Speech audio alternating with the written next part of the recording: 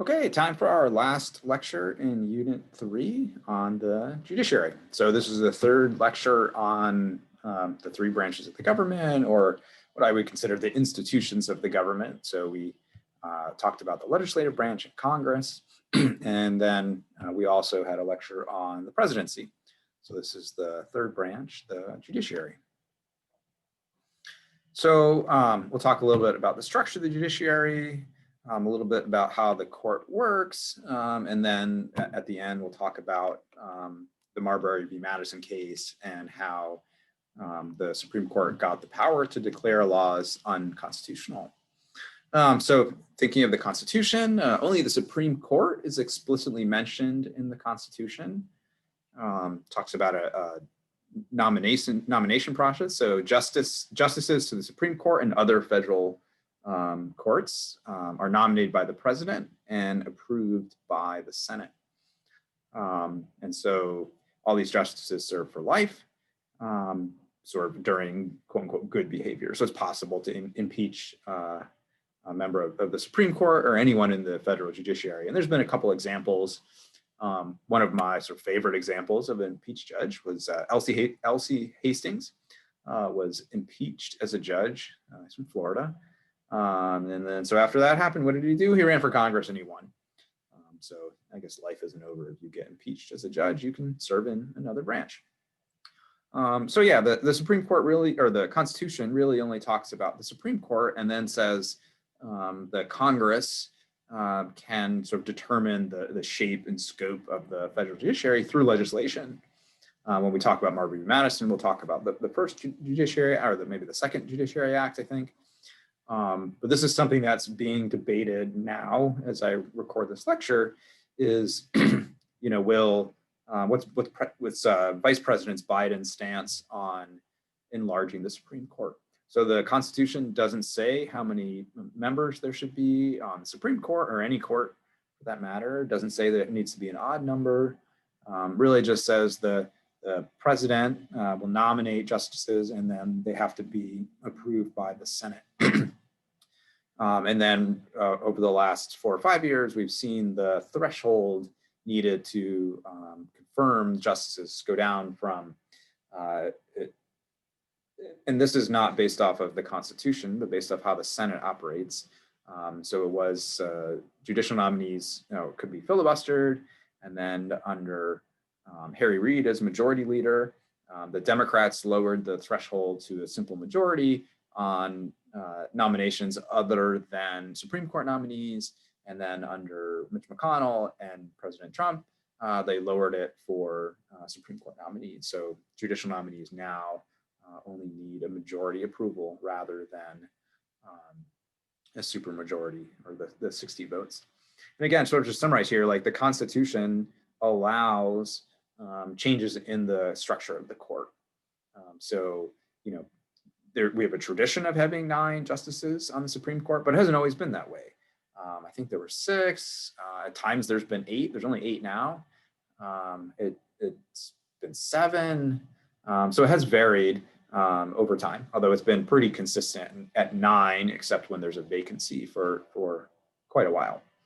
And then FDR, of course, had his court packing plan where he was going to increase the size of the court because the court wasn't ruling in his favor and didn't have to follow through with that because the court basically came his way a little bit.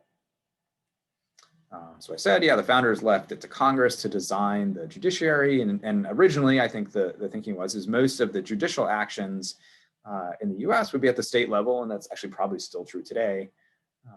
But the founders, they left it to Congress. And some of the original judiciary acts, they actually had the Supreme Court justices would do what's called riding circuit.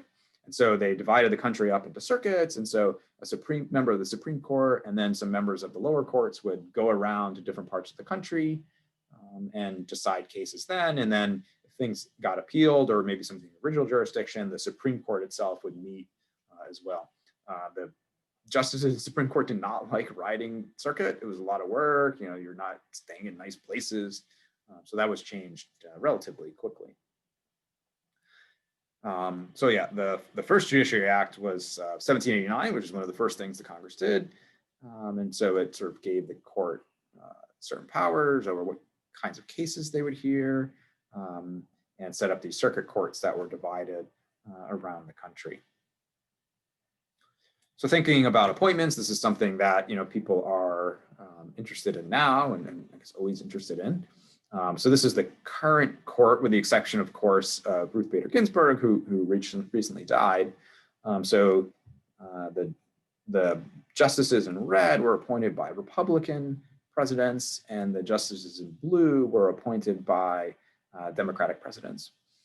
So you see, even with having Ruth Bader Ginsburg in here, the Republicans had the opportunity to appoint 1, 2, 3, 4, 5 justices, and then the replacement for Ginsburg will be a sixth. And then there's 4, and then it'll be down to 3 appointments by Democratic presidents.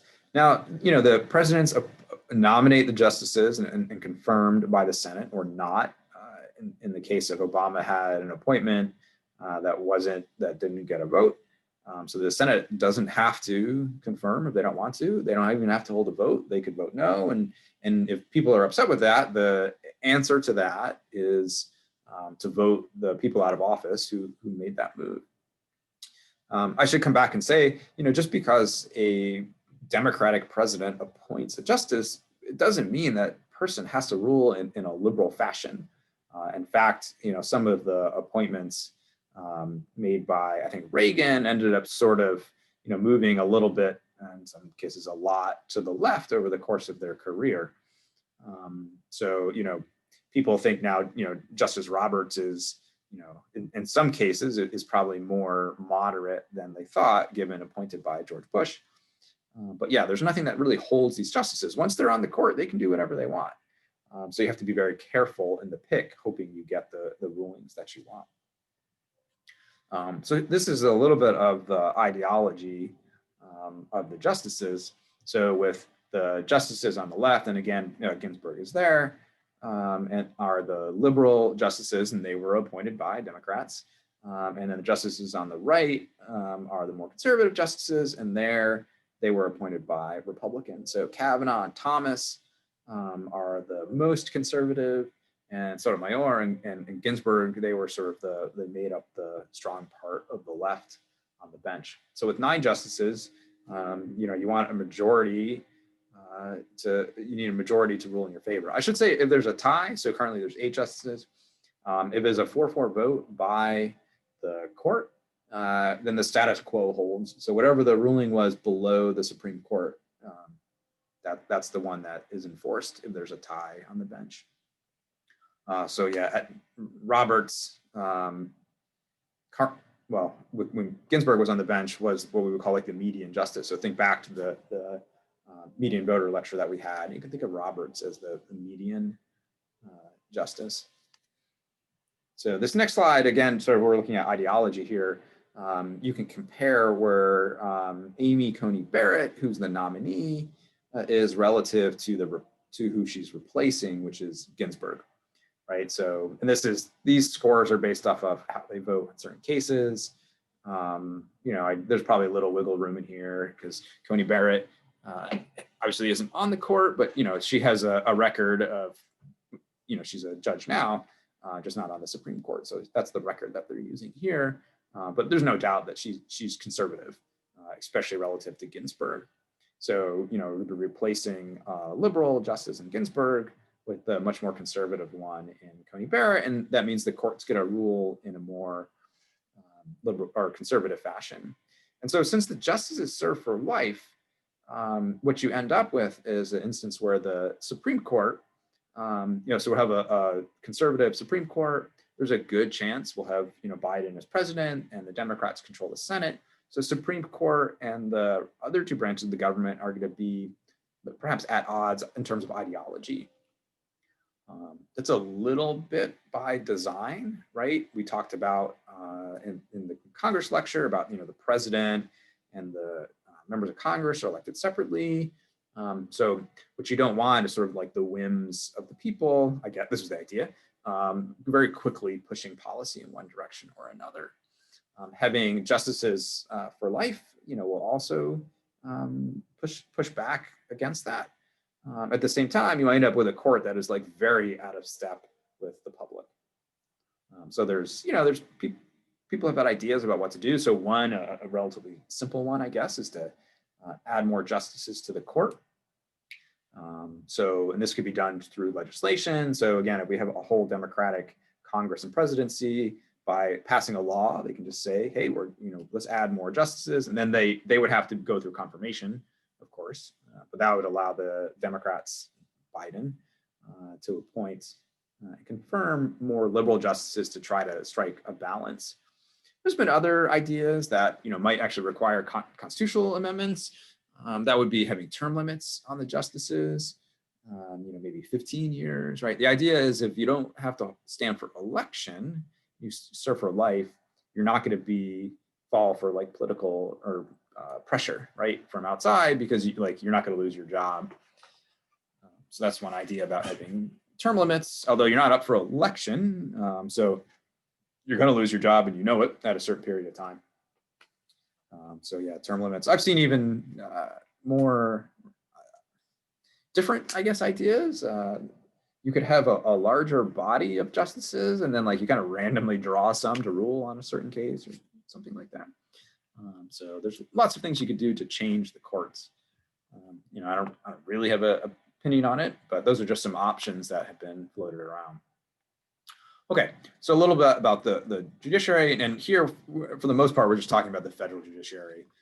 The state court system has some similarities, but lots of differences.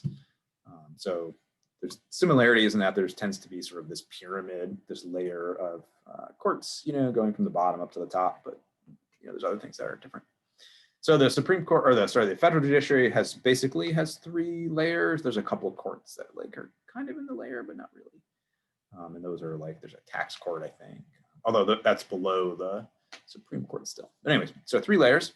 The base are the district courts. So there's 94 district courts staffed by 632 justices.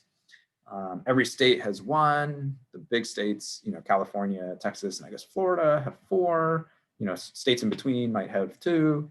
And they're staffed with justices that have to be confirmed, and they serve for life. So it's very similar to the Supreme Court that we're probably a little more familiar with. The trial courts, they deal with criminal and civil cases. So are generally 2 types of cases. Above that are courts of appeal. So there's 13 courts of appeals with 179 judges who sit in these panels. And so these 3-judge panels. And these courts are arranged in regional circuits. And I'll show a map in a second of where the circuits are.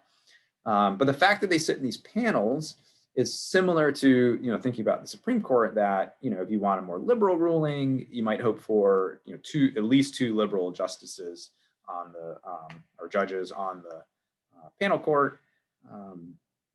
Or if you want conservative rulings, at least 2 conservative judges. And again, these judges serve for life. And so this is why there was so much fighting over approving and nominating and confirming the judges, even at these lower levels. Again, they're there for life. And then most of the cases are only heard at this level. Very few of the cases are heard at the Supreme Court level. So it's these lower courts that we talk less about that are making the majority of the rulings that are the ones that count. So here's our circuits. Oklahoma is here in the 10th Circuit. California and the West Coast states are in the 9th Circuit. You can sort of look and see where the different circuits are. I guess they kind of make sense, the states that they're with. So something to think about in terms of these circuits is you can do a little bit of venue shopping on a case. So if you're trying to have, I don't know, a case that would apply everywhere, and you want to get a more liberal ruling. So I should back up and say the 9th Circuit tends to be a bit more liberal because there's a tradition of appointing judges to a circuit who are from that area. right? So if it's a court in California, you're probably going to have a judge that's from California. And then there was a tradition, it's kind of gone away a little bit, of the senators from those states also have a large say in who holds those positions. So anyways, what you end up with is, the Ninth Circuit here on the West Coast tends to be fairly liberal compared to maybe, the Fifth Circuit here down in Texas, or the 11th Circuit, that's Florida, Georgia, and Alabama. So you had a case that you wanted to get say you want to get a more liberal ruling, you would try to bring it in the Ninth Circuit.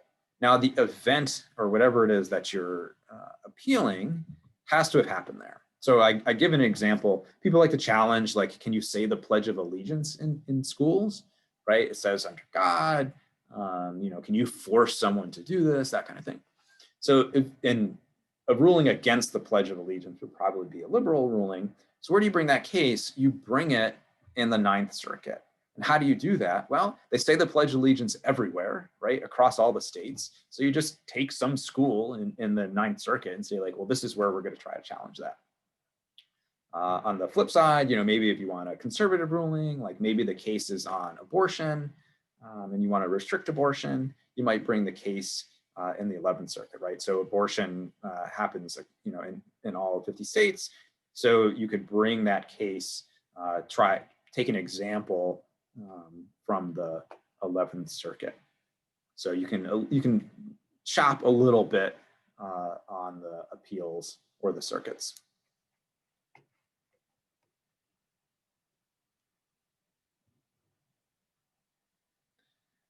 Oops. Okay, so the Supreme Court is at the top. It's the final court of appeal. The rulings by the Supreme Court are final unless a similar case is heard by the court later. So the Supreme Court generally hears appeals. I'll talk in a second about original jurisdiction, but an appeal is there was a ruling below, and then they didn't like the ruling, so they're going to appeal that ruling to a higher court. The Supreme Court has to agree to hear the case.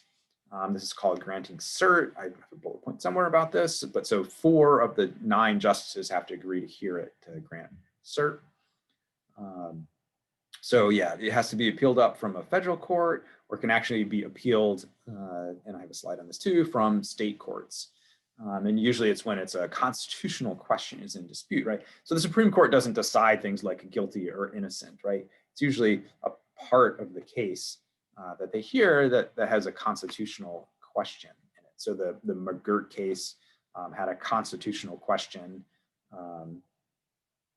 in it, so the McGirt case was originally, part of it was criminal, but the Supreme Court dealt with, where could a case like this be held, right? Who had jurisdiction in this particular area, which is not.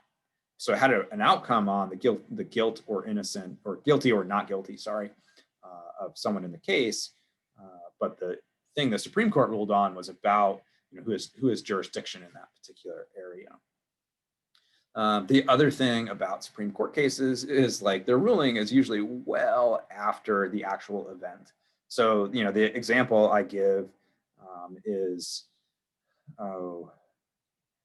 affirmative action in Texas is one, where I think it was Fisher v. Texas, I think was the affirmative action case. And this is sort of affirmative action in higher education.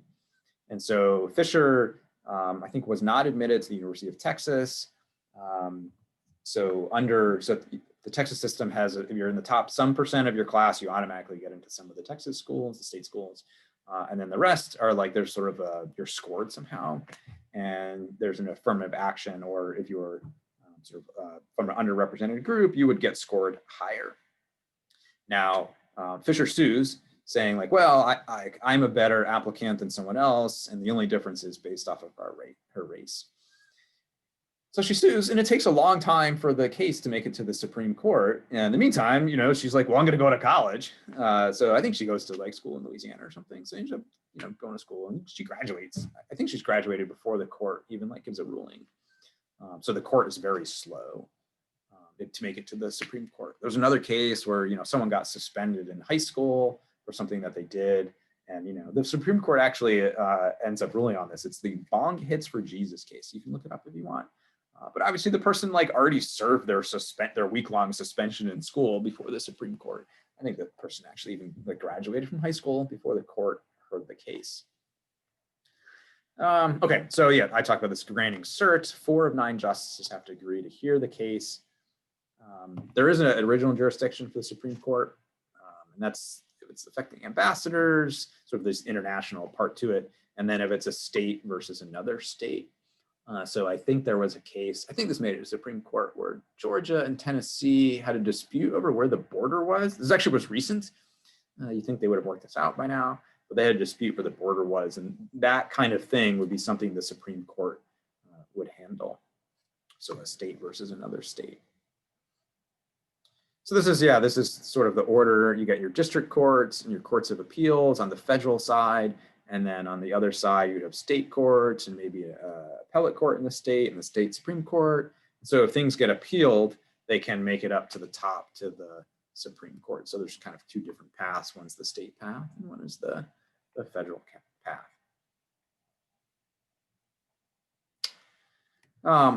So something to think about is the Supreme Court can't force the lower level courts to rule in a particular way.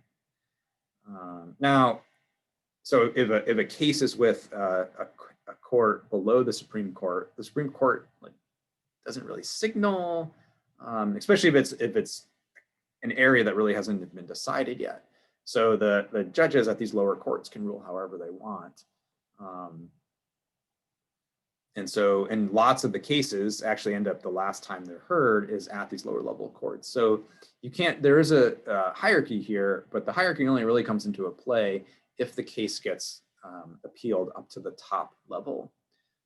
So now if there's like a pretty clear precedent on a case and a lower court rules against the precedent, you know, someone who's part of that case can appeal it to the Supreme Court and they'll likely get the correct ruling. Assuming the court again agrees to hear this. So anyways, it's you can't force judges to rule in a certain fashion just because there is a hierarchy, right? And so the same thing, the judges serve for life, and I talk about this geography mattering. This is sort of the circuit shopping. I talked about the Pledge of Allegiance, maybe an abortion case. You know, if a lower level court rules in a way that the Supreme Court might want to rule differently. So again, they have to agree to hear it, but a litigant also has to agree to appeal it to the higher court. So they can't, the Supreme Court can't, like, oh, that's an interesting case, reach down and say, we're going to hear this. Someone has to appeal it up to the court. Another problem with the court is it can have trouble enforcing its decisions in the lower courts. And so I give an example, is Brown v. Board of Education. So Brown v. Board of Education was 54. It wasn't really until almost a decade later, when the passage of the Civil Rights Act, that schools started to desegregate. And so there's no like enforcement mechanism by the court. There's no police. There's no money they can threaten to withhold. There's no like Supreme Court army that can enforce the cases. You're sort of just hoping that you're at the whims of either the courts or whatever the body that's enforcing these laws, which would be some cases the executive branch, but speaking of education, like it's really like a state court, right? Or it's at the state level, or it could be at the local level. So it can be potentially difficult to enforce decisions if people really are against them. And then, you know, thinking about Brown v. Board, at the local level, places did all sorts of things. They said, well, we're going to make private academies, and so, you know, there's lots of ways to get around this ruling. And it really wasn't, again, until the federal government passed a law that said that, you know, we're going to withhold funds or other things if the schools don't desegregate. And I said this a couple of times that, you know, the Supreme Court hears a limited number of cases, so maybe 100, 150 out of 7,000, right? So, you know, most cases, the final ruling is at a lower level. Okay, so we'll talk about judicial review, right? If I said, like, what does the Supreme Court do? Most of you would say the Supreme Court declares laws unconstitutional or constitutional, and that's mostly right. But this was not explicit in the Constitution. There's not a line in the Constitution that says the Supreme Court, its main job is to rule on the constitutionality of cases. It just says it's going to be the highest court.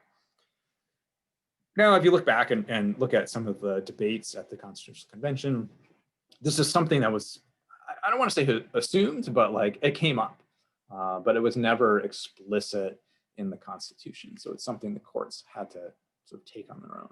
Okay, so there's a little bit of backstory to this. So the Federalist Party, John Adams and his party, so Adams loses the presidential election to Thomas Jefferson.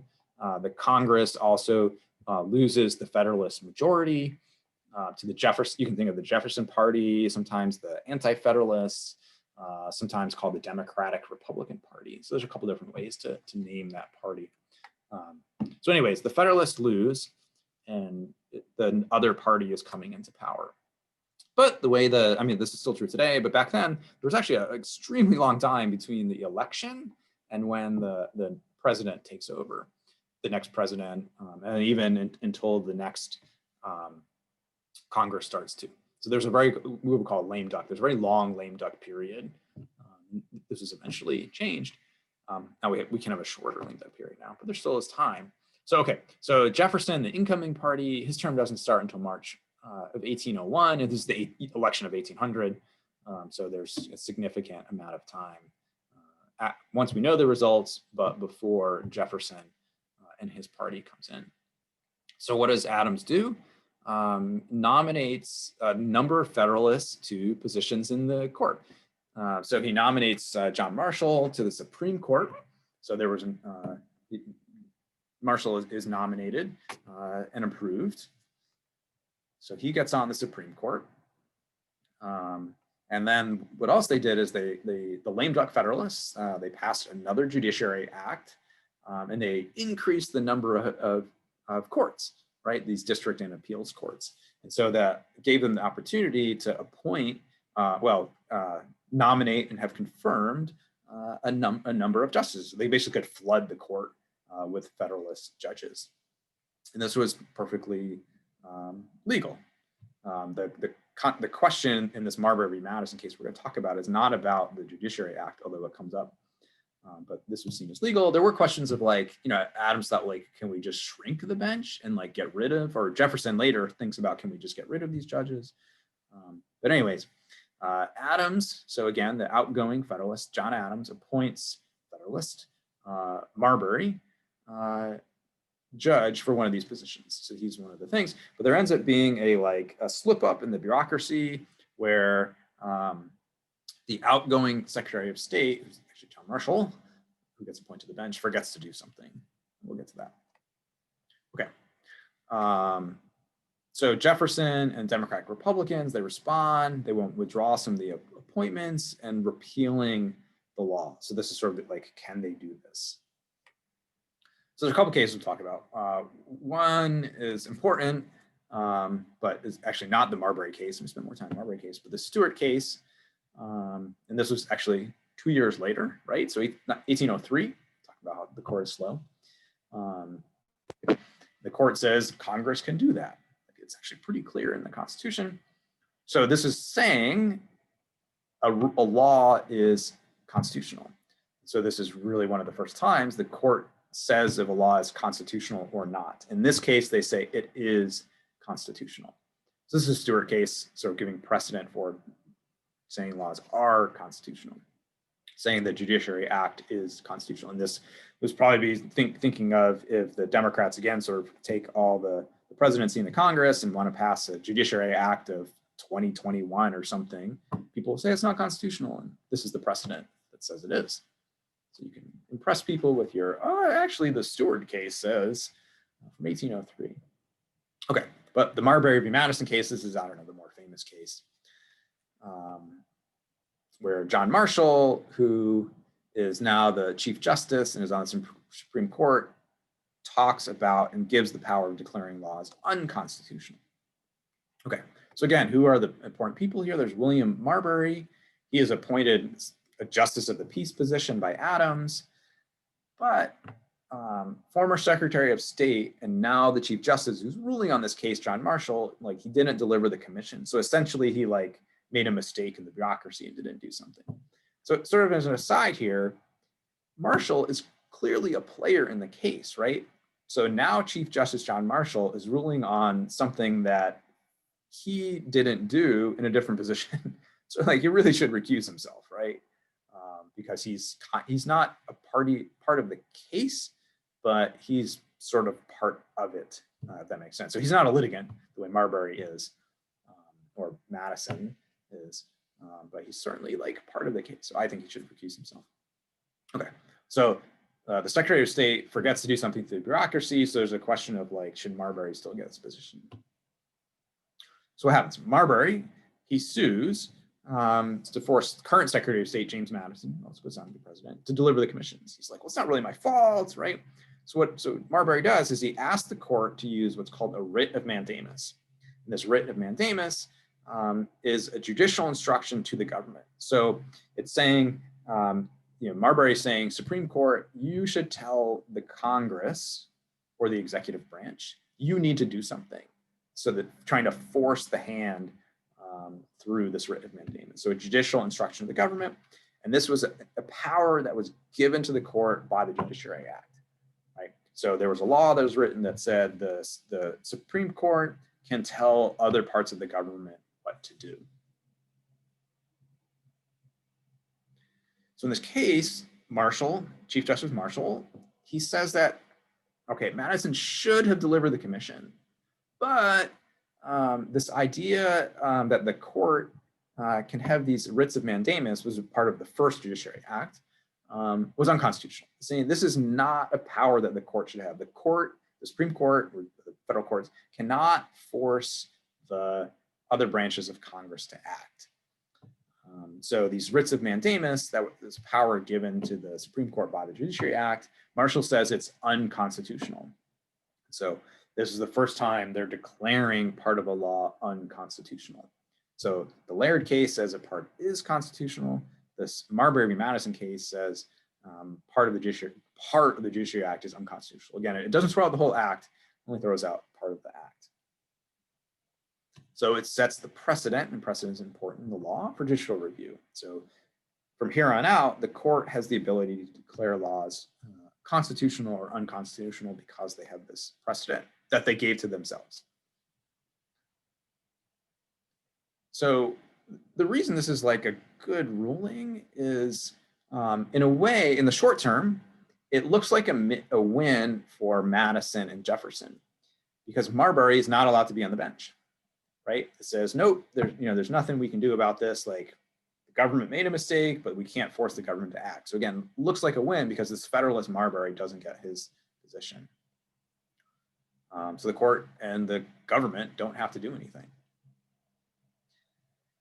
But what it does is it gives the court this ability to declare laws constitutional. So this is a quote, is empathetically the province and duty of the judicial department to say what the law is.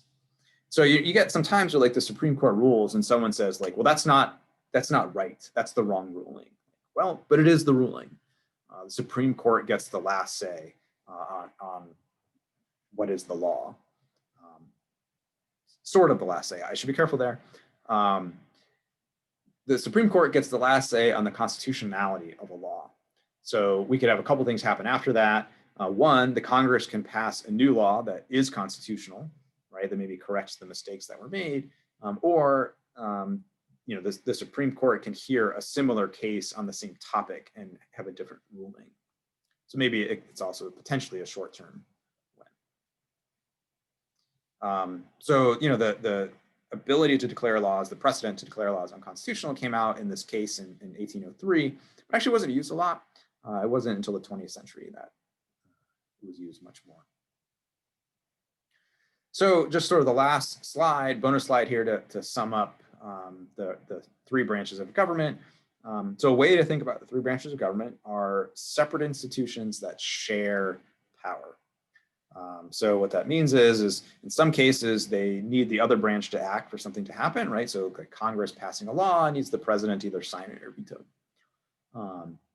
Or president nominates someone, it needs the Senate to confirm that nomination. So this sets up this idea of checks and balances. So the different institutions, so separate institutions sharing power, they can also check each other. So Congress has the ability to check the president, right? So Congress writes laws, they can override a veto, right? The president doesn't write laws. They can check Congress with a veto, but can't write laws, only Congress can. Congress checks the courts by voting on nominees. It can change the jurisdiction or size of the courts. And then the Congress also plays a role in can play a role in constitutional amendments that could also change the court. Or the court could declare a law unconstitutional. And the Congress could say, like, let's change the Constitution.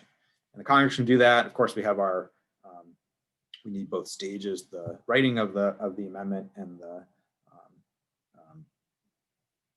ratification of the amendment at the state level or at the state level. So we can kind of go back and forth here.